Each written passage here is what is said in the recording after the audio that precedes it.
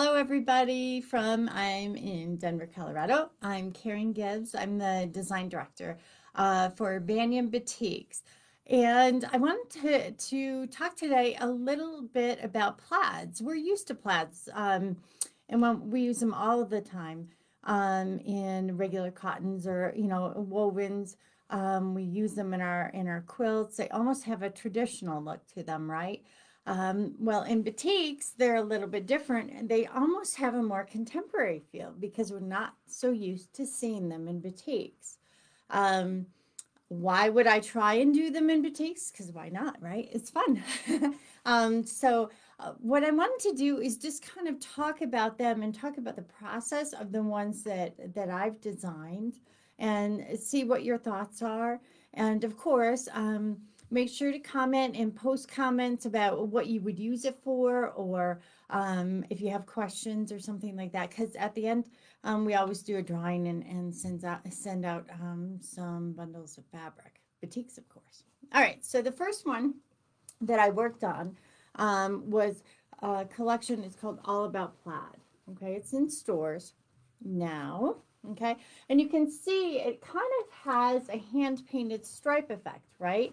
You can see easier in this one, I think. So we did the hand painted stripe, and that goes length of fabric. So you're applying the color first on this particular one. Once that dries, then you're actually applying the bleach. So then you bleach out this design right here. And you can see those are not butterflies, by the way. They're like, well, you can say they're butterflies, but I think they're little bows on presents is what I was looking at, okay? So then it's bleached out. Normally in a batik process, right, you put the color down, then you put the wax on it. The wax holds that color, and then it's bleached out for the background, and then you put the background color on, okay? This one has no bleach used whatsoever, okay? So it's the hand-painted stripes that run length of fabric, a striping kind of effect. And then we take a nice large width of fabric type screen that we've cut these nice straight lines in with the little bows and bleach it out. It doesn't go all the way white, does it? Because the bleach, you don't let a bleach sit to go all the way white. You control that. But what this does, that bleaching process, is it allows me to get smaller, little finer lines. Because in batiks, normally when you're drawing a batik to use a chop with it, you've got to think about the scale or the size of the line. And the line has to be about 2 points or 3 points. It can't be much less or much more. More is going to pool the wax, okay? So if I wanted something that had finer lines, and this plaid does. Okay, so we got a bunch of different colorways of this one. You can see more hand painted striping effect there, and it goes, because these are lighter colors, when we applied the bleach, it goes to white a little bit better. Okay, whereas this kind of has almost an ombre effect in the plaid too, because it doesn't bleach out totally. All right. That's one of the plaids we showed. Cindy, Trisha, and Leslie, thanks for joining me today. Another plaid that we were talking about is from Patience Griffin's Kilts and Quilts collection. And I think Patience has shown you a project that she has used these with. They're just so much fun. And what we have done with these is something just a little bit different, okay? First of all, there's this type of thing. It's almost like a herringbone look, right? Okay, so it's not really a plaid, but it could be cut up as a plaid, as a texture. And then we also have this, all right? So how is this one done? This one, what we did first is applied the color, right? The stripes of color in there. And then we went over it with the bleach, like I just said, with the All About Plaid, all right? And then we overprinted with the darker color on there, all right? So there's a couple of different processes in there, right? All right. But what about this one right here? We got sheep on there, right? Okay, so we went through this whole process with the plaid, and then we bleached out the sheep a little bit and overprinted their little cute black faces on it. Okay, so we've got some different colorways of that too. You can see the sheep here on this one we just did over almost like a stitched kind of plaid. And here's the stitched kind of plaid. That was done with a normal chop, all right? And then here's the green version of it, or the green and turquoise version of it, okay? So it's hand painted, stripe, color, and then we did the processes a little bit different, right? All right. Another collection that I did plaid. I like plaid. I just do. Something about it. Plaids and stripes. I just like geometrics. I think they work so beautifully with collections. Vintage chic. And vintage chic is in stores right now. Okay, you can see these plaids, right? So how did I do that? First, we applied color for the motif. All right, so now I'm going something totally different than what we had done with those plaids. I did the color for the motif first, and then we did a chop application, which is I had drawn it and we had made it into a chop out of the copper. Okay, if you recall, the chop is dipped in wax and applied, and then we bleached out what was left, and then actually we did the chop again. Okay, you can see it's a double chop application. Can you see that? You've got the gray in there, okay, and then the white in there. So the first thing that was done is the white and then the gray with a chop application, and then the background, we've got a background kind of stripe. So it's thinking about your end result. What do you want in your end result as far as your plaid, how it's going to work, and how you can layer the different processes that we use to make batiks, right? And to come up with something different. Paul, Barr, Judy, thanks for joining me today. We're talking plaids. I love a plaid. This one right here is also, it's the same from the Vintage Chic collection, okay? So you can see the double chop application, right? Those are the colors that were done first. The motif colors in this one were done first because I did create a chop to make this particular plaid, okay?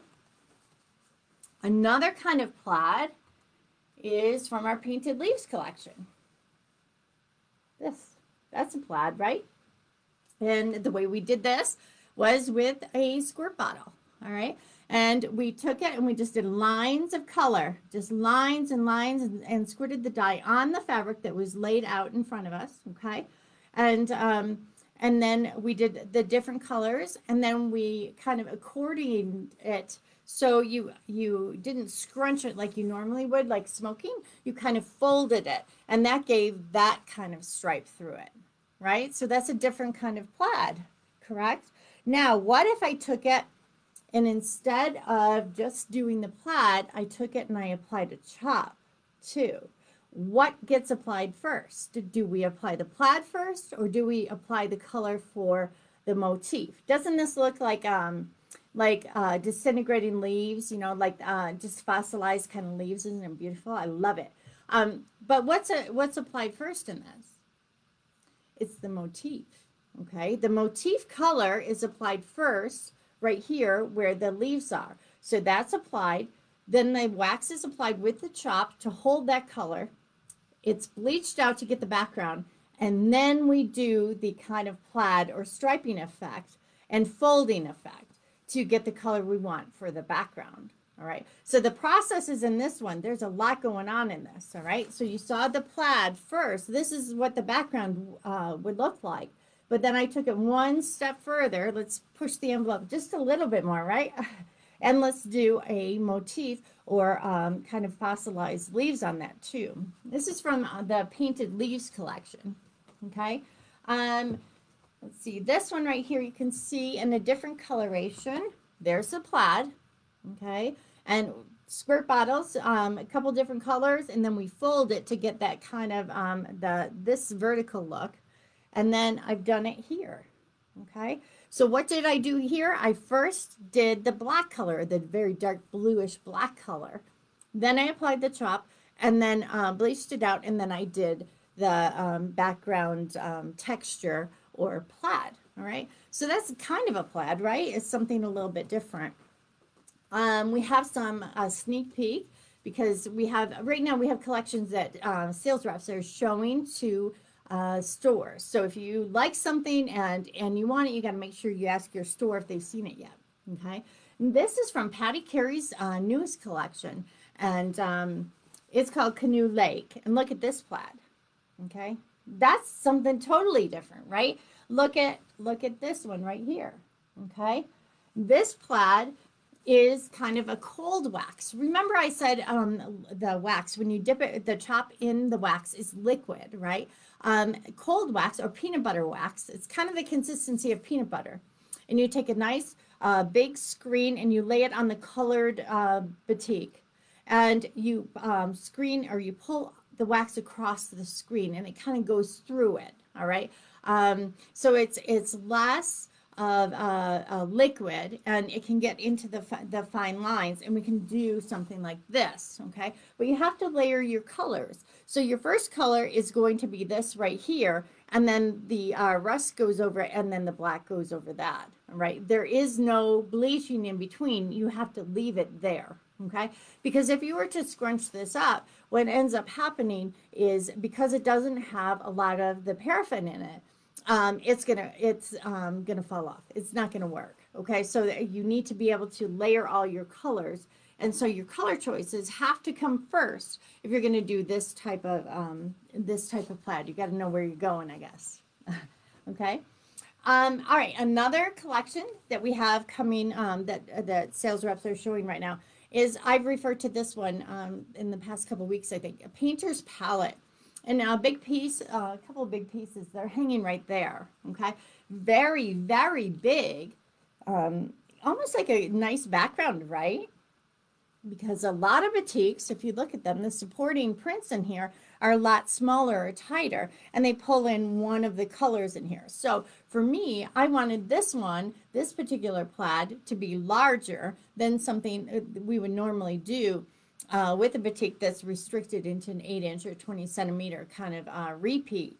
So this we've got the chop application, which is this thing right over it, but the hand painted squirt bottle plaid is the background of that one. Okay. Another one that we've got going right now is called Pop Plaid. And it's kind of like a buffalo plaid, but not really, because I played a lot with color. Okay. And the first one I'm going to point out behind me is the ombre one. All right. So what I did is we did the hand painted stripes, length of fabric of different colors. Okay. And I put it on my Facebook page, I think. So if you wanted to watch how it was done, you can see it. Okay. And this is another version or another coloration of it, right? So they're hand painted stripes, and yes, the colors do blend into each other, and that's the beauty of it. You get a lot more color, right? So they're hand painted. Those are the color that goes down first, and then your chop is the blue, or the chop holds the color, and then your background is your blue. Okay.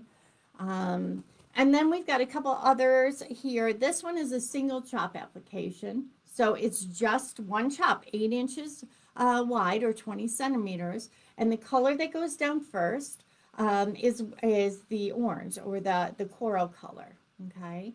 And then it's held on by the wax. It's bleached out, and then the yellow is applied. Now let's look at this. What did I do here? How did I achieve this one? Is a double chop application. Okay, so we've done it twice, right? The first application was the white, and the second application was the rust. All right, and here's a couple more. This is a single chop application, single chop, and this one, so it's slightly off. It gives it kind of a 3D effect, right? With that. And then this is a single chop application. Now look at that. See how I've got a lot of different colors going on in the motif there, right? Okay. That's a single chop application, and that one's a double chop. It kind of gives it a different dimension, right? Something a little bit fun with it. So what would you do with the plaids? What kind of thing would you do? Well, we use plaids all the time in quilting. So of course you could use these. And what I like about them is it's something unique. It's something different, that all those batiks that you have in your stash or on that batik wall are going to go with these. They're fantastic because they're a larger graphic. generally a plaid is something you see in boutiques that much. So grab that plaid and see what matches it, and you're going to be amazed. Okay. So plaids, I love them. I love anything to do with geometrics in batiks. I think it showcases and shows off all of those florals that we have. And so I'd be interested to see, please feel free to post a photo of something that you think would look really cool with one of these plaids. And thanks for joining me today. And we'll do a drawing right after the conclusion of this.